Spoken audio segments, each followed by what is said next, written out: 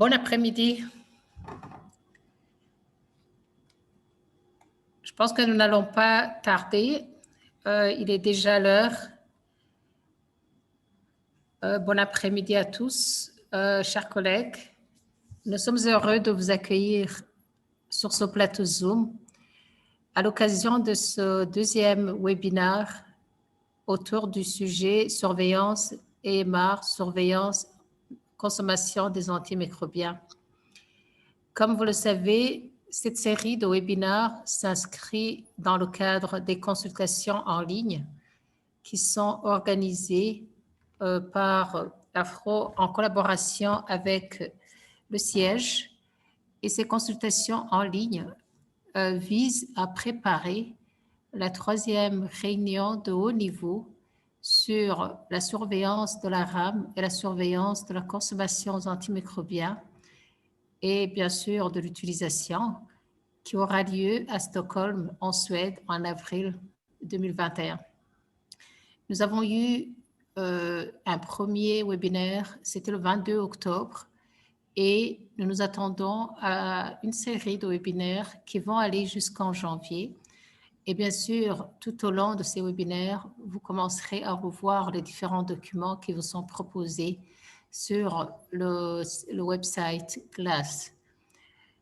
Tout à l'heure, Arnaud Muller va présenter sur les consultations GLASS, comment ça va se passer. Il va également parler du pourquoi mesurer la consommation aux antimicrobiens, quel est l'intérêt. Aïssatou Sougou va présenter sur le contexte de l'Afrique, de la région afro spécifiquement, en ce qui concerne le travail qui a été fait autour de la surveillance de la consommation aux antimicrobiens. Arnaud Muller va de nouveau intervenir sur la méthodologie de la surveillance de la consommation des antimicrobiens au niveau national. Et pour cela, il va se faire aider par Sandrine. Donc, il y aura deux parties. Une partie qui sera faite par Sandrine Gampini, qui est de l'OMS Burkina Faso. Et elle sera plus tard complétée par Arnaud. En fait, Arnaud qui va surtout parler de l'appel à donner pour la consommation aux antimicrobiens, plus précisément le module GLASS et MC. Il y aura une série de questions-réponses et à la fin, ça sera de nouveau Arnaud Muller qui va parler du guide OMS sur la surveillance de la consommation des antimicrobiens au niveau hospitalier. Arnaud Muller est du siège, tandis que moi-même qui vous parle, Laetitia Gahimbari, je suis technico-officer pour la RAM au niveau d'Afro, de même que Aïssatou Sougou, qui est maintenant basée au niveau de Ouagadougou, au niveau de l'équipe interpays. Et c'est une voisine de bureau de Sandrine, parce que Sandrine, elle est basée au niveau du bureau pays. À tous et à toutes, merci beaucoup d'avoir participé. Merci d'avoir aux organisateurs, aussi bien ceux qui vont présenter que ceux qui ne vont pas présenter, et à toute l'équipe qui a organisé cette logistique. Sans trop tarder, je passe la parole à Arnaud. Arnaud, la parole est à vous. Merci beaucoup. Merci Laetitia. Bonjour à tous, je me présente, donc Arnaud Muller. Je suis le responsable de l'équipe de l'usage des antimicrobiens dans la division résistance aux antimicrobiens de l'OMS à Genève. Donc, je vais juste partager la présentation.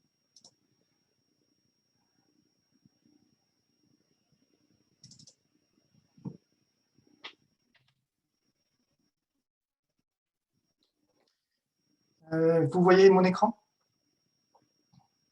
Oui, nous le voyons. Merci. Donc, avant de rentrer dans les présentations sur le thème de l'usage des antimicrobiens, je voudrais vous fournir quelques informations sur la consultation GLAS donc, qui est en cours en ce moment et dont fait partie cette activité avec ce webinaire.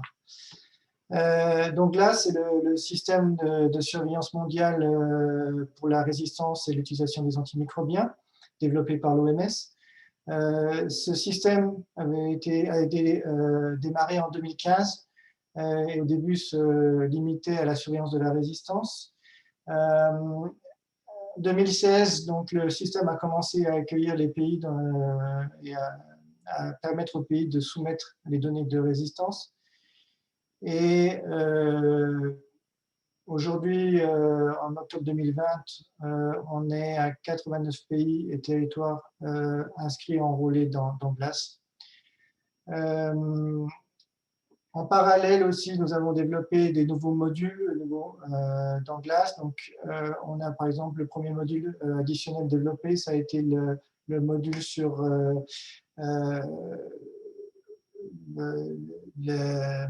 le module sur l'émergence des nouvelles résistances, qui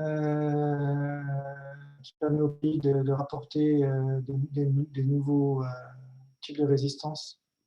Donc, on a aussi maintenant un module sur la consommation des antimicrobiens et on est encore en cours de développer d'autres modules sur la résistance dans les candidats, aussi sur les enquêtes d'usage dans les hôpitaux et sur les enquêtes sur One Health, une santé, sur les Escherichia coli, au BLSE, président BLSE, et finalement aussi un module sur le burden of disease, donc sur l'impact de la résistance sur la mortalité liée aux bactériémies dues à des bactéries résistantes. Et donc, au cours de ces 5 dernières années, on a travaillé beaucoup avec les pays, donc on a appris beaucoup, on a eu beaucoup de feedback des pays. Et donc, maintenant, c'est le temps de réfléchir à ce qu'on a fait et de voir comment on veut évoluer. Et donc, c'est le principe de cette consultation. On veut avoir votre feedback sur comment vous voyez aussi le futur de GLAS, les nouveaux modules, les nouveaux protocoles. Donc, c'est ce qui se passe en ce moment avec cette consultation. Donc, la consultation, elle a 2 étapes. La première, de octobre à février 2021, c'est une discussion en ligne sur différents documents qui vont permettre de collecter des données dans le futur. Et ça va se terminer par une consultation technique au mois d'avril en Suède avec les pays pour récapituler ces discussions techniques et donc présenter le futur de GLAS. Ce qui est important pour la discussion technique en ligne qui sont en train de se dérouler, les points importants, c'est qu'en fait, ça va se faire à travers des webinaires régionaux sur 4 domaines thématiques différents. Et plus précisément, on va demander aux pays de faire une évaluation de 5 documents GLAS. Et donc, ça va se faire durant cette période d'octobre à février. Sur la plateforme, on va avoir aussi des forums où les pays vont pouvoir poser leurs questions, faire des commentaires, des suggestions à l'OMS. Et on espère aussi que ça va servir de moyen de discussion, d'échange. Et on a aussi une approche régionale. C'est-à-dire que vous pouvez aussi discuter de vos expériences au niveau de la région, ou si vous voulez faire des commentaires au niveau de l'approche régionale, c'est aussi la possibilité de le faire. Donc les 4 domaines thématiques retenus pour cette consultation sont premièrement donc, les méthodes de surveillance sur la consommation des antimicrobiens et sur l'usage des antimicrobiens. Et c'est donc le sujet de notre webinaire aujourd'hui.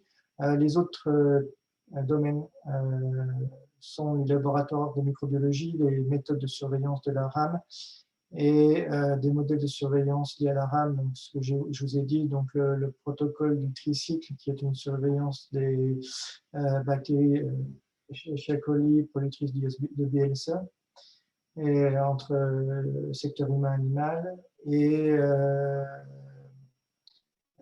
aussi sur l'approche métagénomique liée à la surveillance de la résistance antimicrobienne. Les 5 documents qu'on va demander au pays de commenter sont listés là. Ce qui est important pour nous aujourd'hui, c'est le dernier, c'est le guide GLAS pour la surveillance de la consommation des antimicrobiens au niveau de l'hôpital. Donc cette guide vous sera présentée plus tard durant ce webinaire. Et donc, on vous demandera de fournir un commentaire sur ce guide jusqu'à un mois de février. Donc, en fait, tout se passe sur le site GLAS 2020. Donc là, c'est un exemple, par exemple, des commentaires pour l'évaluation des documents.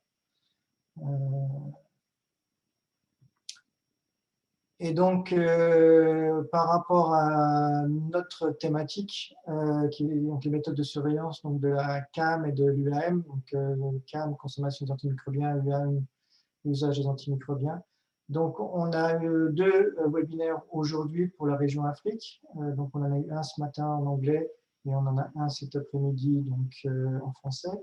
Et en fait, on va vous demander de nous fournir votre retour d'évaluation sur le guide sur la consommation des antimicrobiens de l'hôpital entre le 15 novembre et le 15 janvier.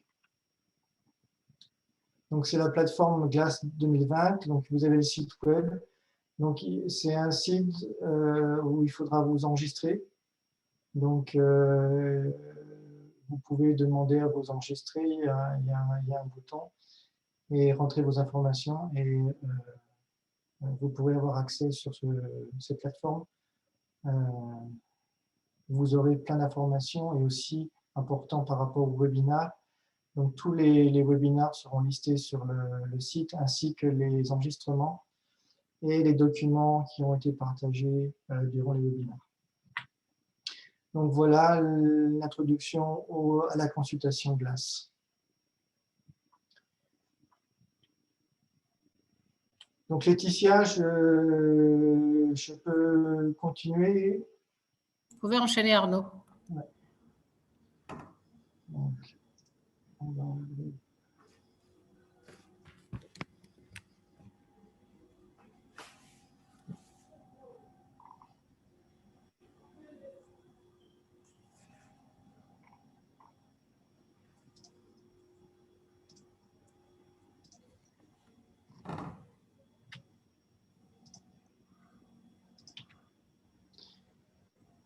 Donc, on va commencer ce webinaire par une introduction à pourquoi on veut mesurer l'usage des antimicrobiens et pourquoi c'est important de le faire.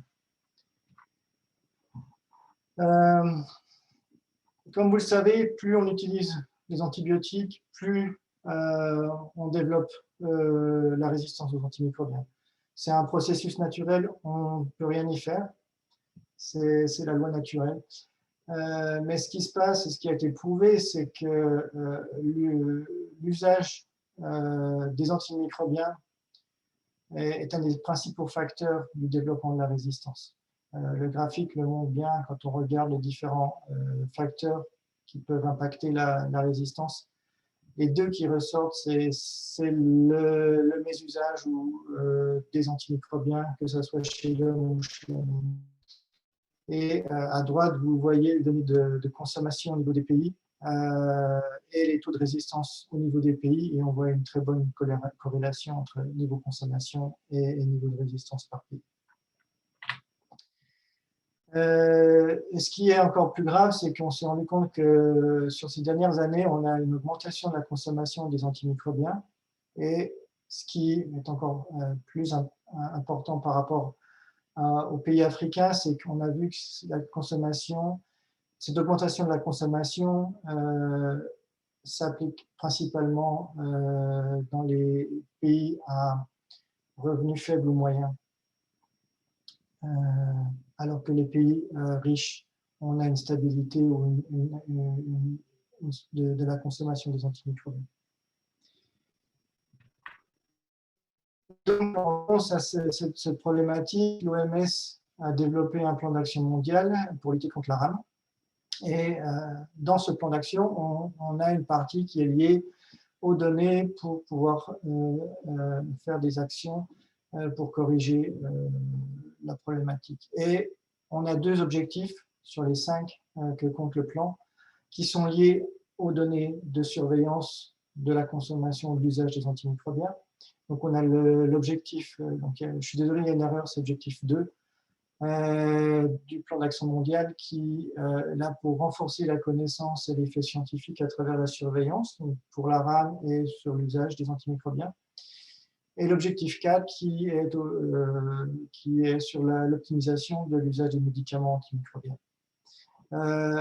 Un des buts du plan d'action mondial, c'est d'assurer des traitements efficaces et la prévention des maladies infectieuses avec des médicaments de qualité efficaces et sûrs qui sont utilisés de façon responsable et disponibles pour tout un chacun qui en a besoin. En plus, dans ce plan, il est important que les pays collectent et publient leurs données d'usage des antimicrobiens, sachant que lorsque le plan a été réalisé, il y avait peu de surveillance en place sur l'usage des antimicrobiens et un nombre de données faible aussi sur l'usage dans les pays à revenus faibles et moyens. Donc, si on regarde l'objectif 2 du plan d'action mondial, l'OMS a mis en place 2 programmes de surveillance mondiale. Donc, d'un côté, les données de résistance et de l'autre côté, les données de consommation au sein du projet ou du système GLASS. Si on regarde l'objectif numéro 4 sur l'optimisation de l'usage des antimicrobiens, on voit que l'optimisation implique beaucoup de domaines. Donc, si on veut avoir un usage optimal, il faut avoir des programmes nationaux de bonne gestion des antimicrobiens, mais aussi il faut des programmes dans les établissements de soins. On a aussi la liste des médicaments essentiels, les catégories AWARE.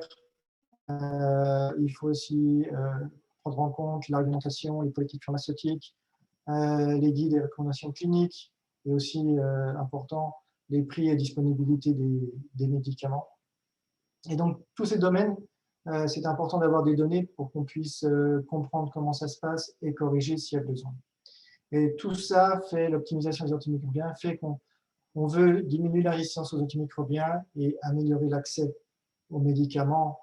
Bon, dans ce cas-là, c'est les antimicrobiens, mais en général, on voit que le travail, quand il se fait au niveau des antimicrobiens, dans les pays, on a une amélioration sur pas mal de processus qui peuvent être répliqués sur d'autres classes de médicaments. Et ce qui est important, c'est que si on veut améliorer quelque chose, il faut déjà pouvoir mesurer. Et si on ne peut pas mesurer, on ne peut pas améliorer. Et donc ça, c'est important. On a un cycle avec 4 étapes. On définit ce que l'on veut mesurer, on mesure, on analyse et on comprend, et on améliore. Et ainsi de suite, on recommence jusqu'à ce qu'on ait atteint l'objectif final. Alors, quand on revient sur les données des usages des antimicrobiens, qu'est-ce qu'on peut faire avec? Pourquoi c'est intéressant d'avoir ces données? Premièrement, c'est nous permet de comprendre les volumes et les schémas de consommation des antimicrobiens.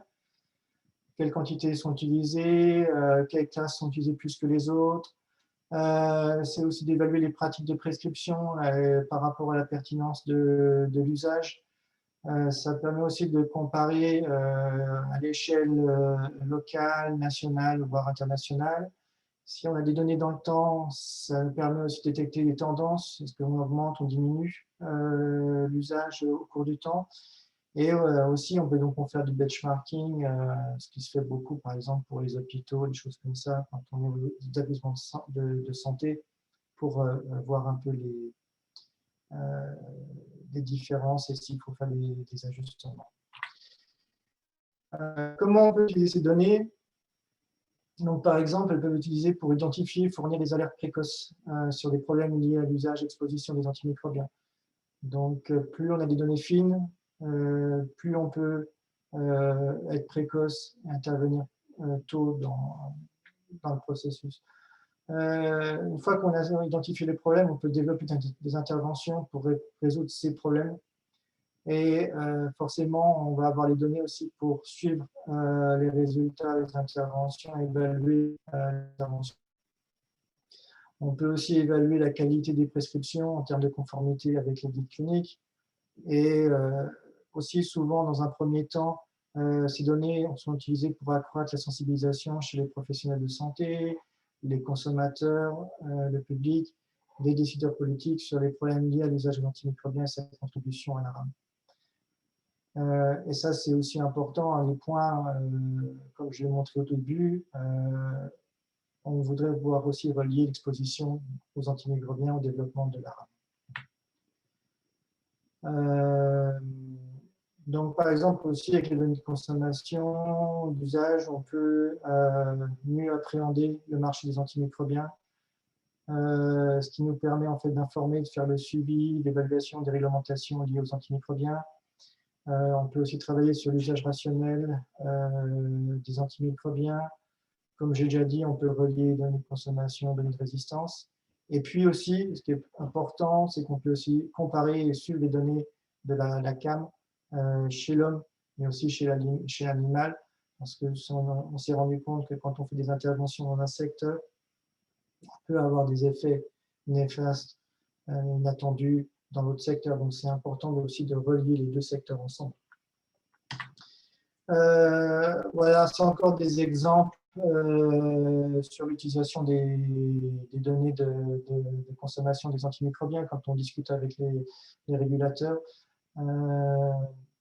Donc, par exemple, quand on trouve dans les données de consommation des produits qui sont non enregistrés au niveau national, à quoi ça correspond, problème de processus d'enregistrement ou une défaillance au niveau des systèmes de contrôle des importations. Lorsqu'on a tout le panel d'antibiotiques, est-ce que ça correspond à la réalité sanitaire du pays en termes d'épidémiologie? Est-ce qu'on a des formulations qui sont indisponibles? On pense souvent aux formulations pédiatriques, par exemple, qui sont non disponibles, alors que les formulations adultes seront. Donc, ça permet de mettre des chiffres, de quantifier la problématique avec ces données-là.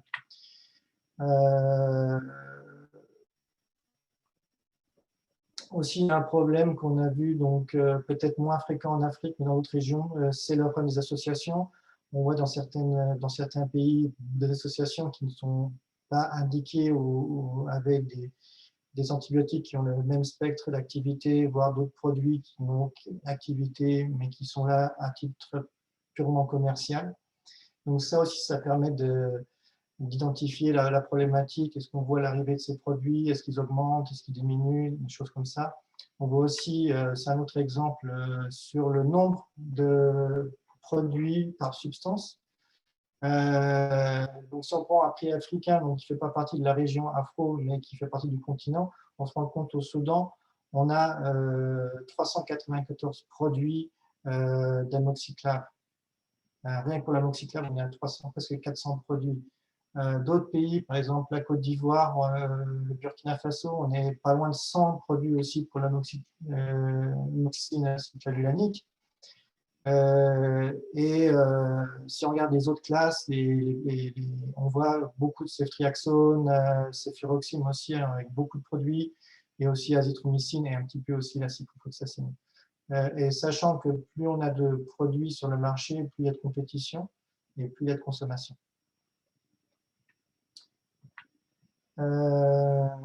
Maintenant, quand on va parler avec le ministère de la Santé, on va présenter les données différemment, parce que les objectifs sont différents. Donc, on va être plutôt par rapport à l'usage rationnel, à la partie épidémiologique. Donc, on va regarder, par exemple, est-ce que les antibiotiques les plus consommés correspondent, par exemple, aux antibiotiques recommandés pour traiter les infections les plus courantes dans le pays. On va regarder la proportion de médicaments d'antibiotiques du groupe accès dans la catégorisation AWARE.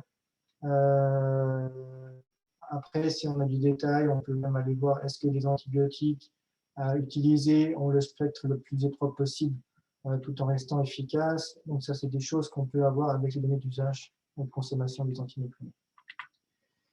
Donc juste maintenant quelques exemples pour finir.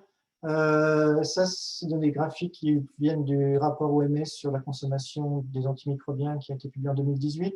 Donc sur la gauche, vous avez les données de consommation exprimées par classe d'antibiotiques. Et donc vous voyez que la consommation varie beaucoup. On a peu de pays, mais dans ce cas-là, on voit quand même beaucoup de grosses variations en termes de volume, quantité totale, mais aussi de répartition des classes. À droite, ce sont les mêmes pays, mais les mêmes données présentées avec la classification AWARE. Et donc, on voyait par exemple en bleu foncé la proportion des antibiotiques accès, sachant qu'un des indicateurs développés par l'OMS pour l'usage rationnel des antimicrobiens, c'est d'avoir au moins 60% de la consommation à accès. Dans ce cas-là, on a deux pays où la proportion est inférieure à 60%. On peut utiliser des données de consommation pour mesurer l'impact d'intervention. Donc là, on a deux pays, Brésil et le Mexique, où il y a des interventions pour essayer de restreindre la vente sans ordonnance de médicaments, d'antibiotiques. Et donc, vous voyez avant, après, donc, il y a un impact assez limité où on voit que le niveau a baissé un petit peu, mais on a la même trajectoire montante pour le Brésil et descendante pour le Mexique. Le cas de la République tchèque, un exemple en République tchèque où ils ont mesuré les taux annuels de résistance et les taux de consommation pour l'érythromycine, la résistance à l'érythromycine et la consommation des macrolides. Donc les résistances, c'est la ligne, les barres, c'est les consommations. Et donc il y a eu une intervention en 2001 et on voit que la consommation donc, a baissé. Mais par contre, on voit que la résistance, elle a baissé, mais un petit peu un an après. Donc, on a un délai d'impact dans ce cas-là entre la diminution de la consommation et la résistance. Au niveau d'un pays, on a une certaine inertie qui explique ce décalage entre la consommation et le taux de résistance. Un autre exemple, toujours dans l'Union européenne, donc où on a relié les consommations au problème de résistance. Donc, à droite sont les données dans le secteur humain. Donc, tous les points, c'est des pays. Et on voit aussi une corrélation entre la consommation de fluoroquinolone et la résistance au fluoroquinolone chez Polychylium. Et la même chose à droite pour l'animal. Consommation chez l'animal et la résistance chez l'animal aussi pour E. coli, résistance au fluoroquinolone. Maintenant, on peut aussi faire la même chose au niveau des hôpitaux. C'est l'exemple ici. Donc, c'est toujours un projet européen où il y a pas mal de données pour l'instant, mais j'espère qu'on aura beaucoup de données dans d'autres régions dans quelques temps. Donc là, c'est pareil, on a corrélé la consommation avec la résistance. Et vous voyez, à gauche, on a le modèle avec l'usage des consommations des carbapenem et la résistance chez Acinetobacter baumannii au carbapenem. Et donc, vous voyez là une belle ligne droite, une belle corrélation linéaire. Par contre, le même modèle sur la consommation des aminoglycosides et sur la résistance à la gentamicine chez Pseudomonas aeruginosa. On voit là, par exemple, qu'il y a un modèle non linéaire et il faut atteindre un certain seuil de consommation avant de voir une relation consommation. Donc, quand on va plus dans le détail, on a plus d'informations fines, on peut faire des modèles un peu plus évolués. Mais vous voyez, on peut aussi le faire au niveau national, ça fonctionne aussi. Donc, vous voyez, on a nos différentes audiences, on a différents objectifs et on n'a pas un outil qui répond à tout. Donc, au niveau de l'OMS, on a développé une approche multifacette avec différents outils et on a, pour résumer, on a deux approches principales. La première, c'est ce qu'on appelle la surveillance de la consommation des antimicrobiens. Donc, on parle de consommation en termes macroéconomiques, consommation de biens, consommation d'antimicrobiens. Donc, ils sont des données qui sont agrégées, on n'a pas de données personnelles aux patients, ce sont des données qui sont dérivées des données d'importation, des données de vente, des données de remboursement, et c'est des approximations pour l'usage réel des antimicrobiens. Mais elles sont faciles à collecter par rapport au deuxième type d'information. Elles permettent de répondre à certaines questions, par exemple, quels antibiotiques sont utilisés et combien, dans quelle quantité. Et l'autre approche, donc c'est l'approche sur l'utilisation des antimicrobiens. Donc, utilisation, pour nous, ça veut dire données individuelles à partir de données patients. Et là, on va avoir des informations, bien sûr, sur le patient, sur le diagnostic, sur le médecin prescripteur, sur même la dispensation. Et donc, on a beaucoup d'informations, mais elles sont beaucoup plus difficiles à collecter. Et ce qu'on peut faire en routine avec la consommation, on ne peut pas le faire en routine avec l'utilisation. Mais avec l'utilisation, on a des informations sur qui consomme quoi, comment et pourquoi. Donc en fait, ces deux approches sont complémentaires pour fournir un maximum de compréhension sur l'usage des antimicrobiens. Et donc, on a développé différents outils. Donc, de gauche à droite, donc on a une méthodologie pour surveiller la consommation des antimicrobiens au niveau national. On reviendra sur cette méthodologie après. On a un rapport qui a été publié en 2018, donc qui présente des données de consommation au niveau national, donc avec les données groupées par région. Donc on a quatre ou cinq pays africains dans ce rapport. On a, et ça c'est nouveau, on a donc le guide qui est le sujet de la consultation, le guide pour la mise en place de programmes de surveillance de la consommation des antimicrobiens dans les hôpitaux.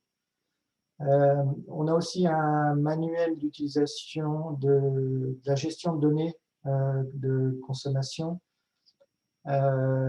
Ça, c'est quelque chose qu'on a développé par rapport au retour d'expérience des pays, la difficulté que vous aviez à manipuler ce genre de données. Donc, on a développé un document spécifique sur la manipulation des données, comment faire des analyses basiques sur la consommation. Et le dernier document à droite, donc c'est un document sur l'utilisation, pas sur la consommation. Donc, c'est un protocole d'enquête sur l'usage des antibiotiques dans les hôpitaux. Donc voilà, je vous remercie pour cette présentation.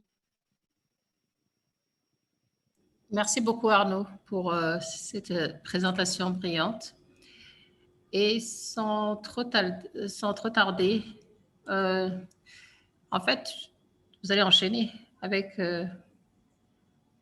non, c'est Aïssatou. C'est Aïssatou qui présente sur le contexte régional avec tout ce qui a été fait autour de la consommation des antimicrobiens et comment cela a été bénéfique pour la région.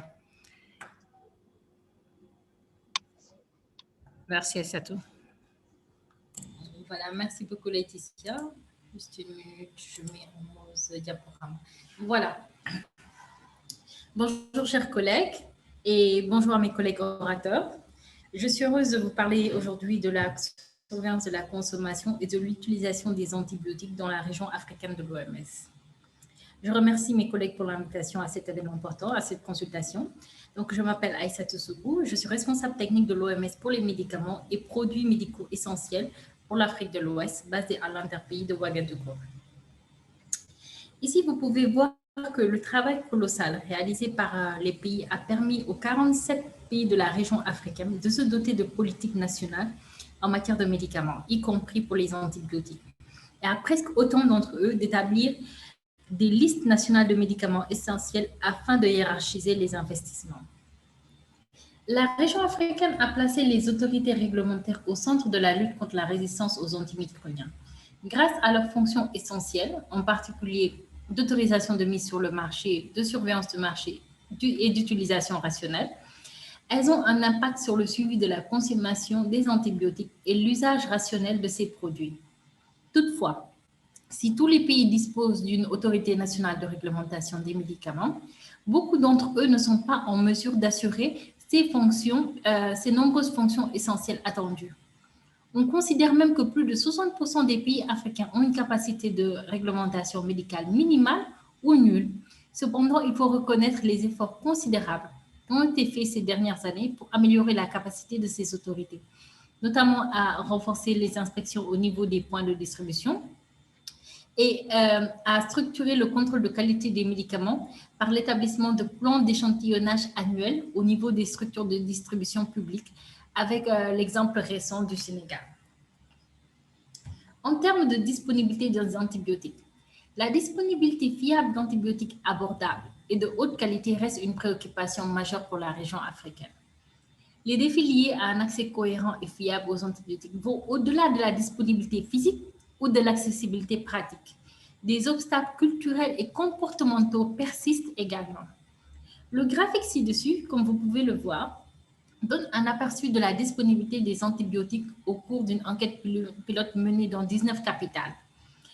Et il ne tient pas compte de la possibilité de commander des stocks supplémentaires, mais plutôt de la disponibilité immédiate du produit pour le patient. Donc, vous pouvez constater que l'amoxicilline 500 mg s'est avérée largement disponible dans la plupart des établissements, soit 80% des établissements étudiés dans la région africaine.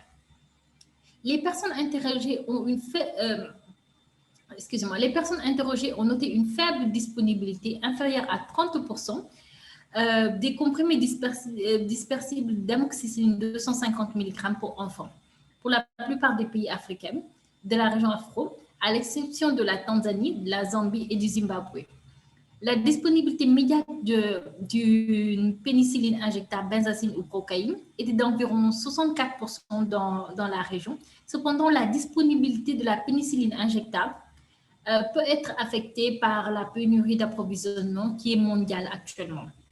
Donc, c'est une rupture mondiale en benzazine.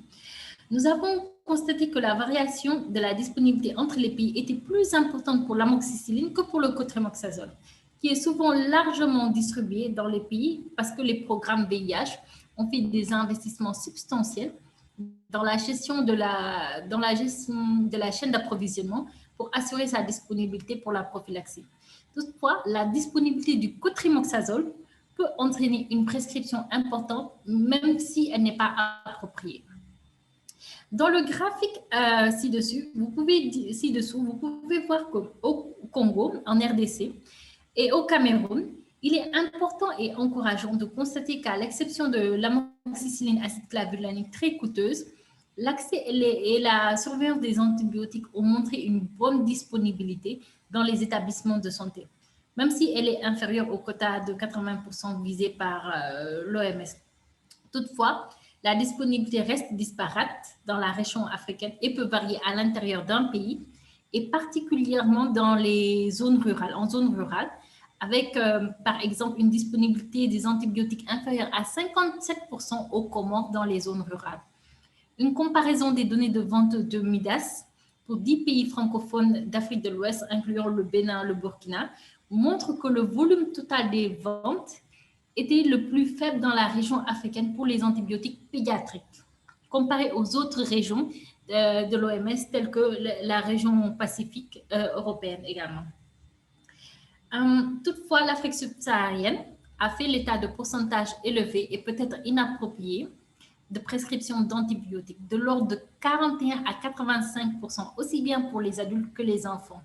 Ils ont également montré une forte utilisation des antibiotiques pour les personnes atteintes de malaria, qui malgré la disponibilité de tests, de diagnostic rapide de malaria, prennent des antibiotiques. En termes de qualité, on estime qu'un produit médical sur 10 circulant dans les pays à faible et moyen revenu est soit non conforme aux normes, soit falsifié. Cela signifie que les gens prennent des médicaments qui ne parviennent pas à traiter ou à prévenir la maladie. Non seulement c'est un gaspillage d'argent pour les individus, mais également un gaspillage pour les systèmes de santé. Depuis 2013, l'OMS a reçu plus de 1500 rapports de cas de produits non conformes ou falsifiés.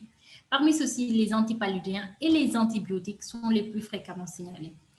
En fait, 42% des rapports proviennent de la région africaine de l'OMS sur ces 1500.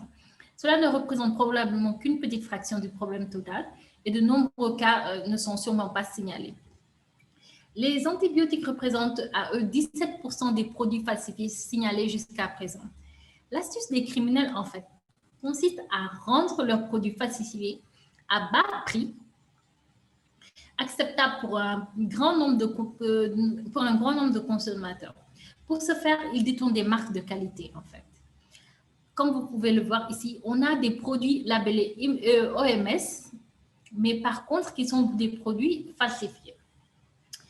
Comme les antibiotiques et autres médicaments antimicrobiens sont fabriqués et prescrits à des doses conçues pour détruire les agents pathogènes qui provoquent la maladie, par conséquent, les pays où la circulation des produits SF et les marchés de médicaments sont plus susceptibles de développer une résistance aux médicaments.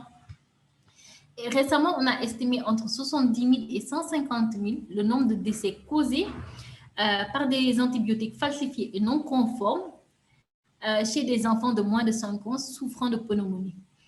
Des processus de préqualification sont disponibles pour quelques antibiotiques, notamment ceux couramment utilisés pour traiter les infections opportunistes associées au VIH, mais ne sont pas encore suffisants. Au vu du lien intrinsèque entre la résistance et la circulation de produits SF en Afrique, on constate alors que de nombreux efforts sont faits actuellement pour limiter la circulation de faux médicaments, y compris les antibiotiques, dans la région africaine. L'UEMOA, qui est un sous-groupe économique de l'Afrique de l'Ouest, a récemment travaillé avec 8 pays sur des textes réglementaires relatifs à la surveillance du marché, renforçant non seulement le mandat des laboratoires de contrôle de qualité et le contrôle des importations d'antibiotiques.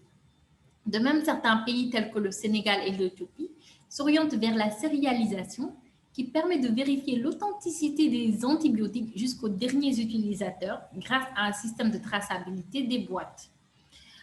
Au Sénégal, on l'appelle le système confiance. En outre, la région africaine est toujours impliquée également dans le MSM, qui est le mécanisme des États membres, qui renforce la collaboration transfrontalière entre les autorités nationales de réglementation des médicaments en Afrique et dans le reste du monde. Bien que ces développements récents soient très louables, la pandémie actuelle de SF en Afrique signifie qu'ils sont nettement insuffisants pour atteindre la qualité souhaitée des prestations de soins de santé et pour préserver les antibiotiques. En ce qui concerne la surveillance de la consommation d'antibiotiques, depuis l'élaboration de la méthodologie OMS, le bureau régional a tenu à renforcer les capacités des experts des États membres afin de permettre la mise en œuvre de programmes nationaux autonomes de surveillance de la consommation d'antibiotiques. Donc, depuis 2016, les capacités de 41 pays ont été renforcées avec plus de 270 experts de différents profils formés. Ces différents profils étaient destinés à faciliter la coordination au niveau national dans le cadre de l'initiative Une seule santé. Toutefois, il est à noter que seuls 28% des pays de la région ont mené une enquête de surveillance de la consommation d'antibiotiques sur les données de 2017 à 2019. Et parmi ces pays, seuls le Bénin et la Tanzanie ont été en mesure de présenter des données annuelles tout en maintenant un programme de surveillance stable. Pour la majorité des 13 pays qui ont été en mesure de faire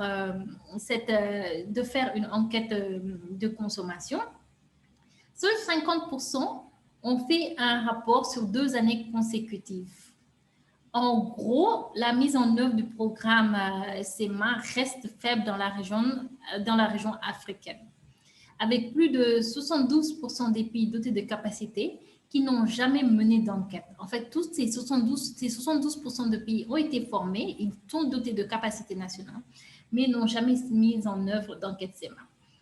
Parmi les obstacles identifiés figure le renouvellement des experts certifiés qui ne sont plus en poste, la difficulté de relier les données de la SEMA aux résultats des groupes nationaux, Mais attention, cette liste n'est pas exhaustive et j'espère qu'elle pourra être complétée au cours des discussions pour vraiment comprendre quelles sont les barrières actuelles au niveau de la région africaine qui empêchent depuis 3 ans une mise en œuvre effective du programme CEMA. Concernant l'utilisation en milieu hospitalier, un cas similaire s'applique également aux enquêtes sur l'utilisation. Bien qu'il ne s'agisse pas d'un programme de surveillance, mais d'une enquête ponctuelle, seulement 31% de la région a été couverte. C'est très faible. Et en majorité, c'est grâce au fonds Fleming et au soutien de DEFCO. Au Cap-Vert, en revanche, la surveillance de l'utilisation des antibiotiques en milieu hospitalier est en place depuis longtemps quand même. Grâce au soutien actuellement de HIA Tool, il s'oriente vers une numérisation du système qui était auparavant sur support papier. Et au Cap-Vert, le principal avantage de ce système est qu'il permet d'identifier les maladies pour lesquelles les antibiotiques sont les plus couramment utilisés, avec des concertations qui sont vraiment organisées de manière régulière avec aussi bien les prestataires de santé que les pharmacies hospitalières. Et il a montré de manière constante que la plupart des prescriptions d'antibiotiques concernent les maladies respiratoires. Et qu'en est-il de la classification OR? Mais comment parvenir à préserver les antibiotiques tout en veillant à ce que les patients soient traités efficacement en Afrique? L'OMS a mis au point un outil pour aider les décideurs régionaux et nationaux à décider quels antibiotiques utiliser et à quel moment. Cet outil répertorie les antibiotiques les plus efficaces en 3 groupes: accès, veille et réserve. En encourageant l'utilisation responsable des antibiotiques, les antibiotiques accès devraient représenter au moins 60% de la consommation nationale. Cela permettra non seulement une meilleure utilisation des antibiotiques, mais aussi une réduction des coûts et un meilleur accès. Le fait d'atteindre ce seuil d'ici 2023 contribuera à ce que les pays de la région africaine atteignent les objectifs de santé liés aux objectifs de développement durable. Ensuite, d'ici 2023, 60% de tous les antibiotiques consommés devront provenir de l'accès, le groupe Access, le groupe d'antibiotiques présentant le risque le plus faible en fait. Mais l'objectif général est de réduire l'utilisation des antibiotiques du groupe veille et du groupe réserve. Les antibiotiques les plus essentiels pour la médecine humaine et présentant un risque de résistance plus élevé, et d'accroître l'utilisation des antibiotiques accès là où leur disponibilité est faible. AWARE, en fait, pourrait juste se traduire par une longue durée de vie des antibiotiques qui fonctionnent encore bien aujourd'hui, un accès élargi dans les pays en développement et une réduction de la résistance au niveau de la région africaine. En d'autres termes, une meilleure santé pour tous. Dans le cadre de la mise à jour de la liste modèle de l'OMS des médicaments essentiels, l'OMS a procédé à un examen complet des antibiotiques et introduit une nouvelle catégorisation, celle que j'ai mentionnée, c'est AWARE, pour guider les prescriptions et les traitements tout en surveillant la consommation des choix optimaux d'antibiotiques pour de nombreux syndromes infectieux. En 2019, la classification a été revue et étendue aux antibiotiques les plus disponibles et pour refléter bien sûr les expériences recueillies entre 2017 et 2019. En octobre 2020, l'OMS a soutenu dans la région africaine l'organisation de réunions nationales virtuelles et de réunions régionales sur la classification OR. Les formations sont toujours en cours, elles ne sont pas bouclées et d'ailleurs une est prévue en fin novembre, la dernière semaine de novembre. Je vais partager les détails avec vous, ainsi que le flyer qui a été conçu. Et à ce jour, 10 pays ont mis avec succès à jour leur liste nationale de médicaments essentiels pour introduire la classification OR, ce qui est une grande réalisation. Donc, pour faire court et pour accélérer, les pays de la région africaine ont adopté des politiques d'utilisation de l'OR. Ce qui veut dire que dans un pays tel que le Bénin, la